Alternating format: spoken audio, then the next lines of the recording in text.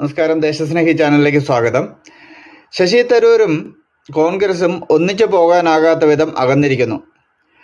പ്രധാനമന്ത്രി ശ്രീ നരേന്ദ്രമോദിയുടെ നേതൃപാടവത്തെ പ്രകീർത്തിക്കുന്നു എന്നതിലുപരി സോണിയ കോൺഗ്രസിനെ വിഷമിപ്പിക്കുന്നത് കോൺഗ്രസിൻ്റെയും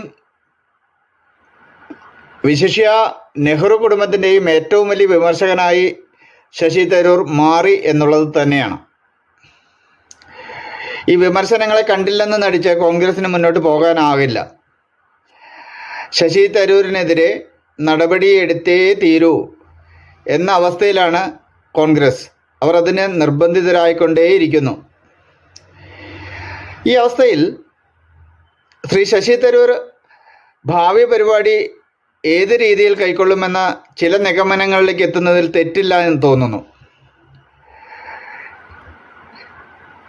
കേരളത്തിലെ മാപ്രകളും പെയ്ഡ് ന്യൂസ് അവതാരകരും ശശി തരൂരിന് കേന്ദ്രമന്ത്രി പദവി ഉൾപ്പെടെയുള്ള പല പദവികളും ഇതിനകം തന്നെ കൊടുത്തു കഴിഞ്ഞിരിക്കുന്നു. പാവപ്പെട്ട പത്മജയെ പോലും ഇക്കൂട്ടർ വെറുതെ വിടുന്നില്ല എന്നുള്ളതാണ് ഏറ്റവും രസകരമായിട്ടുള്ള കാര്യം. ഇറ്റാലിയൻ ഹൈക്കമാൻഡിൻ്റെ ഇന്ത്യൻ കോൺഗ്രസിൻ്റെയും നടത്തിപ്പുകാരായിട്ടാണ് ഈ പരിഹാസപ്പാട്ടുകാർ ആടിത്തിമർക്കുന്നത്.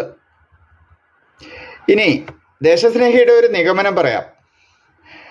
കോൺഗ്രസ് പുറത്താക്കുന്നത് വരെ ബുദ്ധിമാനായ ശശി തരൂർ ഇപ്പോഴത്തെ ഈ എക്സസൈസ് തുടർന്നുകൊണ്ടേയിരിക്കും.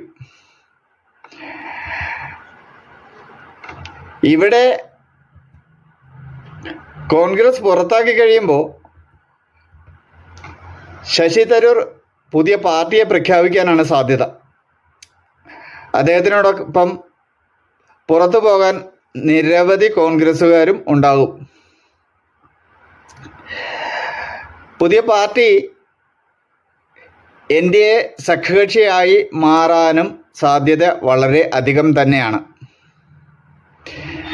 2026 കേരള നിയമസഭാ ഇലക്ഷനിൽ NDAയുടെ മുഖ്യമന്ത്രി സ്ഥാനാർത്ഥിയായി ശ്രീ ശശി തരൂരിനെ ഉയർത്തിക്കാട്ടുകയും ചെയ്യും.